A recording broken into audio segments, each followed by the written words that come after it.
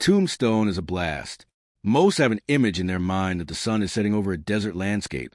Your energy changes, and the spirits of the Wild West, including the dust still kicked up at the OK Corral that never actually left Allen Street. Join me as we're going to get a better feel for the founding, buildings still standing from theaters to gambling dens. Come with me to one of the most haunted locations in the West. Let's see in the daylight what's still lurking in the shadows.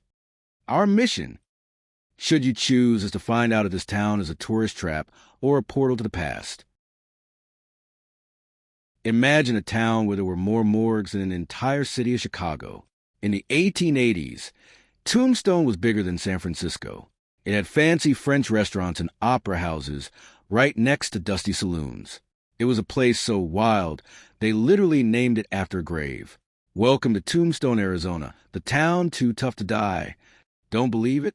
Did you know Tombstone basically burned down twice in just 11 months, and each time they built it right back up? Now imagine in 1877, it all started with a guy named Ed Schieffelin. He was told the only thing he'd find out here was his own tombstone.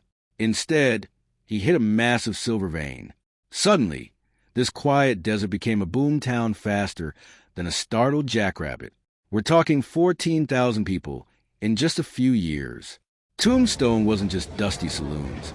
It had ice cream parlors, swimming pools, and even fresh lobster delivered from Mexico. Stepping onto Allen Street feels like a glitch in the Matrix. One minute you're in 2024, the next you're dodging stagecoaches and smelling wood smoke. It's not a movie set. It's a living, breathing time capsule. What about the legendary showdown, you ask? Thanks for asking, but knew you would. We're making our way over toward the OK Corral. You most likely know the story. Wyatt Earp, Doc Holliday, and the Clanton Gang. 30 seconds, 30 shots, 3 men dead. On October 26, 1881, the Earp brothers and Doc Holliday faced off against the Clan McGlory Gang right near here. The whole legendary shootout lasted only about 30 seconds. Thing about that, the most famous fight in the West was shorter than most YouTube intros. Again, it was 30 shots and 30 seconds of chaos that turned lawmen into legends. But here's the kicker. The fight didn't happen inside the corral. It happened in a narrow, 15-foot alleyway nearby. Imagine being trapped in a space smaller than your bedroom, with 6 guys firing lead at point-blank range. It's like a Hollywood movie, but the bullets were very, very real. Fun fact, after the smoke cleared, Wyatt Earp didn't have a single scratch on him. Not one. Was it skill, or was he protected by something else? Think gunfights are wild. Wait until you see the Boot Hill Graveyard. It's like the world's most honest Twitter feed, but on tombstones. One grave literally reads, "Here lies Lester Moore, for slugs from .44, no less, no more." Imagine being the knob that is famous for losing a fight that your bad luck is etched in stone for over 150 years. That's legendary loseriness. Did you know the hearse that carried the ultimate losers to the graveyard, the Black Maria, is still around? It's trimmed in actual gold and worth nearly $2 million today. Talk about riding in style forever. This was only an option for those that could afford it. We're ditching the car for a 2-horsepower carriage. Specifically, Chip and Dale, 2 world-famous horses who are our tour guides today. For some pocket change, you can be riding in a carriage on these dirt streets. Feels like a time machine. Back in 1881, this wasn't a tourist spot. It was a silver mining explosion. Everyone was here for the white metal, and they were willing to fight and potentially even kill for it. Things of interest on the carriage tour include Tombstone Chamber of Commerce, where Chambry-type stuff occurs, a statue and placard of town founder Ed Schieffelin. Everyone told me to only find his tombstone out here. He found a silver mine instead and got the last laugh. The Good Enough Mine, a tour is available for a charge. The Birdcage Theater, OK Corral, and some of the many gambling halls.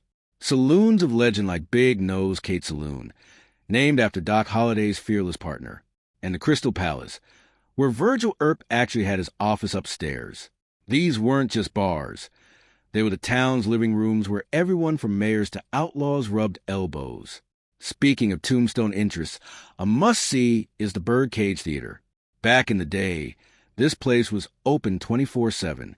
It was a theater, a saloon, and a gambling hall all in one. There are hosts at the theater that will reenact the time for you when you visit to tell you things of it terrace, like the theater hosted the longest poker game in history. It lasted 8 years. You can still able to see multiple original bullet holes in the walls. Over 20 people checked out permanently. People still hear phantom voices and see cowboy spirits wandering the stage. People will tell you it's one of the most haunted spots in America, so if you feel a chilly breeze, it might not just be the wind blowing a tumbleweed. We were able to see some of the silver that may have existed back in the day, the shootouts and the gold-plated hearses, but there's one secret in this town that most tourists walk right past without ever noticing. It involves a hidden mine shaft right under a famous saloon. Want to see where the ghosts go when the sun sets? People are known to still hear phantom voices and see cowboy spirits wandering the stage Tombstone, eventually quieted down when the silver mines flooded, but the legends never left. Riding these dirt streets today, it's easy to see why this town is still standing tall. Thanks for joining our trip, including a carriage ride through history. And by the way, Tombstone even has a modern-day rodeo complete with ring and chutes full of bull riding. Get a load of this 8-second ride. Hit that like and subscribe button. Also ring the bell and tell us in the comments what character would you like to have played back then, and would you have survived the Wild West? In our next episode, we're traveling to northern AZ to visit Williams, Arizona. There's a 2-hour train ride that takes you up the Grand Canyon, complete with ponderosa pine scenery, outlaws, robberies, and woodland animals that you won't want to miss this.